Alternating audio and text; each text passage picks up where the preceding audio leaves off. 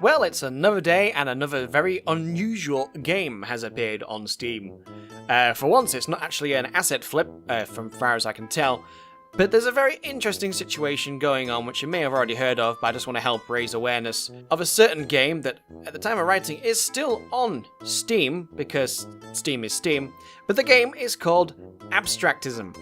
And from as far as most people seem to have garnered thus far, it is very much likely actually a virus, if nothing else, but also most likely a cryptocurrency miner, and also is dropping fake items, making you think that they're actual rare items that you may be able to trade, to get, or to sell, that are actually something else entirely. It's a very interesting situation that's developing, and hopefully it's going to get taken down before anyone else falls for this particular scam. The actual evidence of it being a cryptocurrency miner is objectively there. Also, somebody has already done the dirty and used the software and tried to analyze it within a virtual system in order to see what data could be extrapolated from the game running for an hour or two. And the guy's results were quite interesting, because everything points to it definitely being a cryptocurrency miner, as all the data coming out from the game, it literally cannot be just the game. It's a very, very simple, very, very uncomplex game, yet the proportion of CPU and GPU usage is just through the roof, which would suggest that something is definitely going on in the background, regardless of if you've got one GPU, two GPUs, whatever. If you were to run this on an actual cryptocurrency rig, it would actually be using all of the GPUs. He also found that a lot of the usage is totally unrelated to the actual game running. Like if you disable it from rendering, or if you render it to a completely different GPU, it actually carries on using everything. Another giveaway is the sheer amount of disk space that it uses, which is what you would expect from an actual mining piece of software, because it has to do things like download the entire blockchain up until the point of when you first turned it on, so it has to go back a couple of years or so, more in some cases of some cryptocurrency. Obviously it's not the same for every single one, but the sheer file size that it ends up using, again, suggests that it's doing something in the background. But all of that pales into insignificance when a since deleted post on Steam by the developer says that the accusation that it's mining Bitcoin is hilarious because it actually mines Monero. And then that post disappeared. And in the same post, they also said that it doesn't mine cryptocurrency. So which one is it? Because it looks really, really suspect that it actually is doing that. And since they already said that it is, but not mining that cryptocurrency that was suggested and it was something else, they then in the same breath say that it's actually not doing it. Which is just the craziest double think that I've ever seen. The ports that the game actually uses as well are also consistent with what you would expect from a Monero miner. So there is a lot of red flags in there, a lot of red flags. There's also a fairly large amount of network usage, again, not something you would expect from a game this simplistic.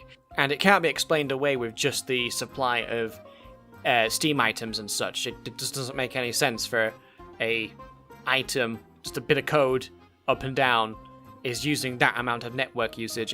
None of it makes any sense, and every single piece of information points exactly that way.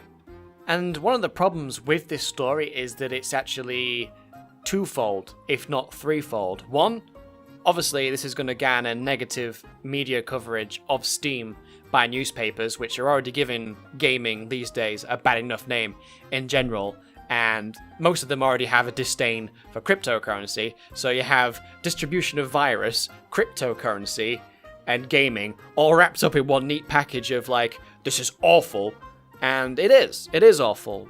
And it's about time Steam actually did some kind of human curation, or at least had some sort of system in place to actually vet games that you are downloading. Because we know for a fact, because of other events in the past, that Steam can't even check whether the game you are downloading even has an exe file. So you can quite literally download a game that isn't a game because it doesn't have any files. That's literally how stupid this is. All this also begs the question, what are the chances that some other games are already doing this? What are the chances that some games have already been doing this? And if someone like EA finds out about this extra way of making money, what's to suggest that they wouldn't do something as unscrupulous as this. Even if they told us that this game you're going to play is also going to be mining cryptocurrency in the background, what's to stop them from doing such a thing? And certainly, what's to stop future indie developers or chancer companies from making a game which has got a cryptocurrency miner hidden in it like this? Because, as we've seen, it's very difficult to really tell unless you know what you're looking for. So it's a very, very dangerous situation we find ourselves in with this kind of news story. So yeah, spread the word, guys. Be very, very careful about what you're downloading, especially when it comes to these random, cheap little games that on the surface look like they could be quite the bargain. For 50 cents, or I think is it $1 now? Or it could still be 50 cents. Maybe it was in a sale, but the last time I saw it, it was 50 cents, but then somebody else has just told me that it's $1. If that's the case, it's still $1 for a game that's definitely mining cryptocurrency. I will call it right now. The fact that they're telling you to leave the game on for as long as possible, all that kind of thing, just screams something else is afoot. If there's anything else you want to know about this situation, guys, do check out SidAlpha, who has covered it recently, and it has probably the most watched video with the most information about this situation. Also, the people that have been analysing the game, check them out. A little Google search, you'll be able to find them.